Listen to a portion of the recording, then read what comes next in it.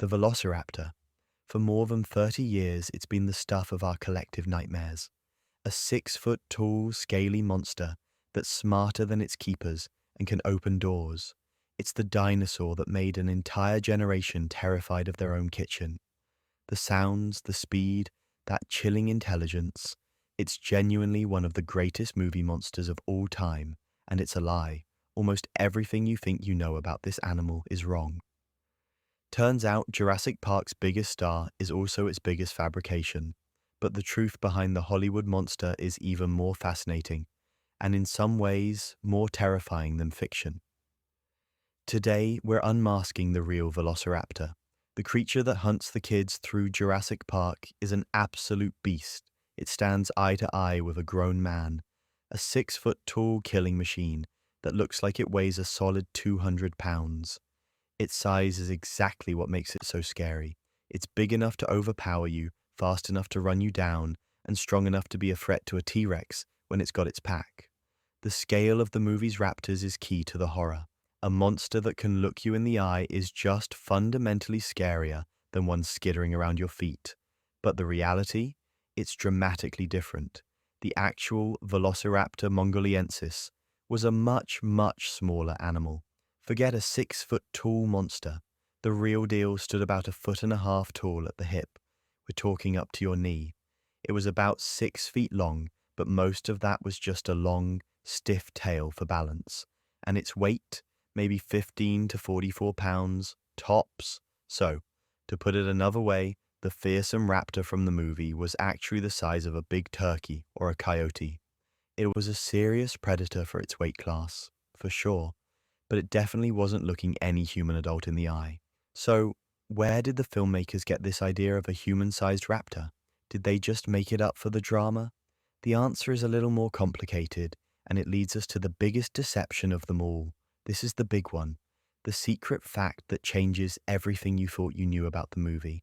The creature on screen, the one everyone calls Velociraptor, isn't a velociraptor at all. It's based on a completely different dinosaur, Deinonychus. Deinonychus was a much larger and more powerful cousin of the Velociraptor. It was much closer to the size of the animals in the film and was a truly fearsome predator of its time. When Michael Crichton was writing the Jurassic Park novel, he was leaning heavily on the work of a paleontologist, John Ostrom.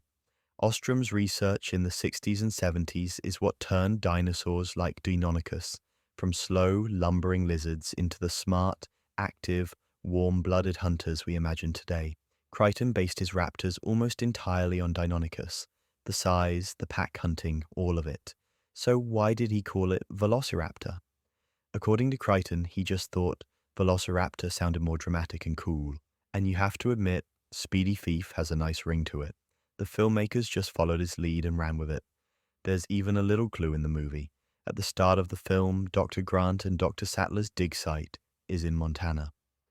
Why is that a big deal? Because Deinonychus fossils are found in Montana. The real Velociraptor fossils are found thousands of miles away in Mongolia and China. They kept the name of one animal but used the body of another. This name swap is the foundational lie everything else is built on. But it's not the most obvious one. For that, we need to talk about what it was wearing. The Jurassic Park Velociraptor has that classic reptilian look. It's covered in leathery, scaly skin, maybe with some tiger stripes. That image is so burned into pop culture that it's how millions of us picture this animal. And it is completely 100% wrong. The real Velociraptor was covered, from its snout to its tail, in feathers. We know this with almost total certainty. Scientists have found the next best thing to a fossilized feather: quill knobs on the arm bones of a velociraptor. Quill knobs are little bumps on the bone where the ligaments of big complex feathers attach, just like on a modern bird's wing. It's direct fossil evidence that this was a fully feathered animal. And we're not talking about simple fluff. Velociraptor likely had a whole coat of different feathers, including long ones on its arms that would have made it look like it had wings. It couldn't fly. Its arms were too short and its body was too heavy. So, what were the feathers for? Scientists figure they had a few uses: insulation to keep its active body warm, display for attracting a mate or scaring off rivals, and maybe even for steering at high speeds, using its feathered arms like little rudders. So picture it, not a green, scaly monster, but a sleek bird-like predator, a creature that looked less like a lizard and more like a terrifying, ground-running hawk. To be fair to the filmmakers, when the first movie was being made in the early 90s, the evidence for feathered dinosaurs wasn't as widely accepted, but for every movie they've made since, keeping them scaly has been a deliberate choice, picking movie monster consistency over scientific reality. The rabbit hole of inaccuracies goes even deeper. Let's talk about its most famous weapon, that sickle claw. In the movie, Dr. Grant gives that famous speech about a 6-inch retractable claw used for disemboweling prey. It's a grisly, terrifying thought, and it's also probably wrong. While the claw was huge and sharp, modern analysis suggests it wasn't for slashing. Trying to slash a big, struggling animal would probably break the claw. Instead, the evidence points to something more precise.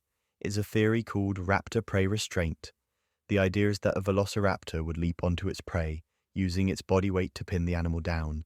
Then it would use that giant claw like a grappling hook or a climbing spike, stabbing into the victim to hold on tight while it started to feed, maybe even while the prey was still alive.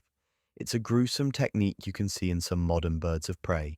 So, less of a slasher and more of a precision stabber. Next up, the brain. The movie makes the raptors out to be geniuses, capable of setting traps, understanding us, and of course, opening doors. While dromaeosaurs like Velociraptor were smart for dinosaurs, their intelligence was probably closer to that of a wolf or a really smart bird like a crow, not a primate. They were clever hunters for sure, but the idea of them methodically testing an electric fence for a weakness, that's pure Hollywood. And finally, a little detail for the real anatomy nerds, their wrists.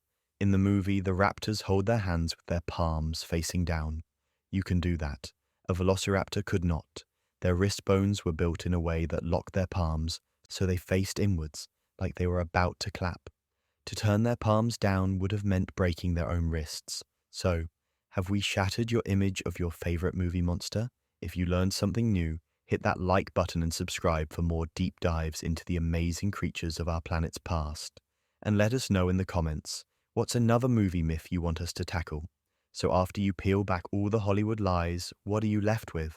You're left with the real Velociraptor mongoliensis, a predator that stood about 2 feet tall, weighed 40 pounds, and was built for speed. It didn't live in a jungle.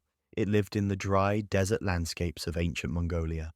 It was covered in feathers, maybe for warmth during cool desert nights or for showing off under the Cretaceous sun, and it hunted small prey, leaping onto their backs and using a wicked, specialized claw to pin them down with terrifying focus. It wasn't a 6-foot-tall movie monster. It was something just as amazing, a real animal, perfectly adapted to its world. It was more like a land eagle than a giant lizard, a feathered hunter that shows a critical link between dinosaurs and the birds we see every day. In the end, it's easy to pick on Jurassic Park for its mistakes. The Velociraptor is, without a doubt, its biggest scientific lie, but you also have to give the film credit. For all its fabrications, it did something incredible. It took a group of dinosaurs most people had never heard of and turned them into household names. It got millions of people excited about paleontology and inspired a whole new generation of scientists to go out and find the real answers. Jurassic Park might have sold us a lie, but in doing so, it sparked a global fascination with the magnificent truth of the prehistoric world. And that's a legacy worth celebrating.